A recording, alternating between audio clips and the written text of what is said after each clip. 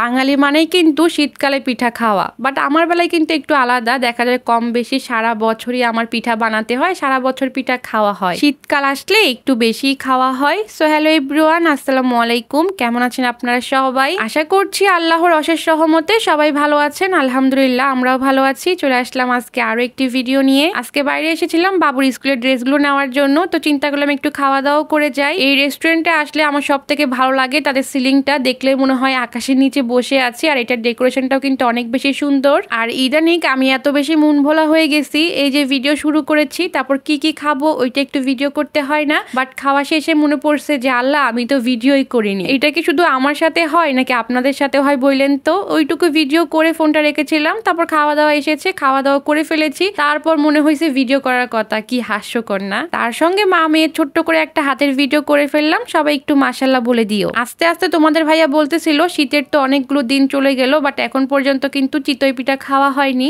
আমাদের বাসায় কিন্তু চিতই পিঠা আর ভাপা পিঠা এই দুইটা পিঠা বেশি খাওয়া হয়। অন্যান্য বছর কিন্তু শীতের শুরুতে আমি সবকিছু রেডি করে ফেলি, বাট এবার কিন্তু অনেকটা সময় চলে গেছে, একটা ছিল না, ওই রকম ভাবেই আর কি সবগুলো পিঠা বানানো হয়নি। অল্প কিছু ছিল সেগুলো দিয়ে বানিয়েছি, বাট সব রকম পিঠা বানানো হয়নি। বরিশাল থেকে আনা নারিকেল আমার ফ্রিজে সারা বছরই থাকে, বাট মিঠাই ছিল না, মিঠাই অর্ডার করে আনাইছি। তারপর হচ্ছে চাল কিনছিলাম, নতুন যে পিঠার চাল আছে সেটা কিন্তু আমি একেবারে 7 কেজির মতো চাল কিনছি, সেগুলো ধুইছি শুকাইছি, তারপর হচ্ছে মেল থেকে ভেঙে আনছি। ভেঙে আনার পর ওগুলো হচ্ছে খুব ভালো করে চেলে নিয়েছি, তারপর রোদে শুকাইছি।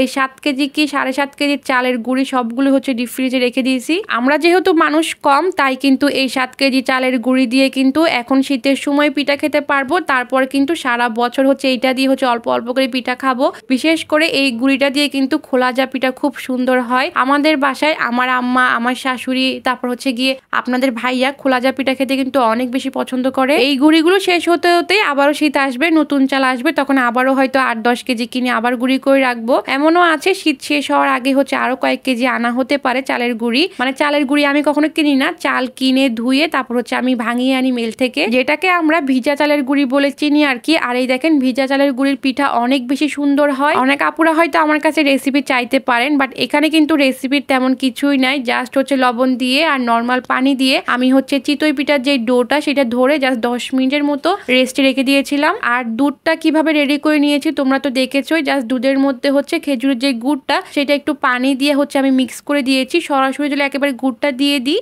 তাহলে কিন্তু দুধটা ফেটে পানি বের হয়ে যায়, অনেক সময় দেখা যায় দুধটা ফেটে যায়। ওই জন্য গুড়টা যদি আলাদা করে হচ্ছে একটু করে লিকুইড করে মিক্স করা যায় একটু ঠান্ডা করে, তাহলে কিন্তু দুধ হচ্ছে কখনোই ফাটে না। ওই যে কিছুক্ষণ আগে ছোট ছোট চিতই পিঠা দেখলা যেগুলো চাচের মধ্যে বানিয়েছিলাম আর কি, সেগুলো বানিয়ে হচ্ছে দুধে ভিজিয়ে দিয়েছি। এখন প্রায় দুপুরের টাইম, ওগুলো হচ্ছে বিকাল হতে হতে একেবারে ফুলে টইটম্বর হয়ে যাবে, তখন ওই পিঠাটা দিয়ে বিকালের নাস্তাটা করে নিব। যার কারণে এখন বানিয়ে হচ্ছে দুধে ভিজিয়ে রেখে দিলাম। আর এই পাশে হচ্ছে আপনাদের ভাইয়া নাকি এখন খাবে, তাকে হচ্ছে একটা ডিম চিতই পিঠা বানিয়ে দিচ্ছি। তার সঙ্গে হচ্ছে আমারও একটা ভিডিও করা হয়ে গেল। তাছাড়াও এখানে হচ্ছে গোল গোল করে কয়েকটা চিতই পিঠা বানিয়ে নিয়েছি, কারণ তোমাদের ভাইয়া হচ্ছে ঝোল দিয়ে চিতই পিঠা দিয়ে খেতে অনেক বেশি পছন্দ করে। আর এই দেখো ডিম চিতইটা দেখতে কিন্তু অনেক বেশি সুন্দর হয়েছে, তাই না? এটা খেতেও কিন্তু মোটামুটি ভালোই লাগে, খারাপ না। এই ছিল আজকের ভিডিও, কেমন লেগেছে জানাবা। সবাই ভালো থাকবা, আল্লাহ হাফেজ।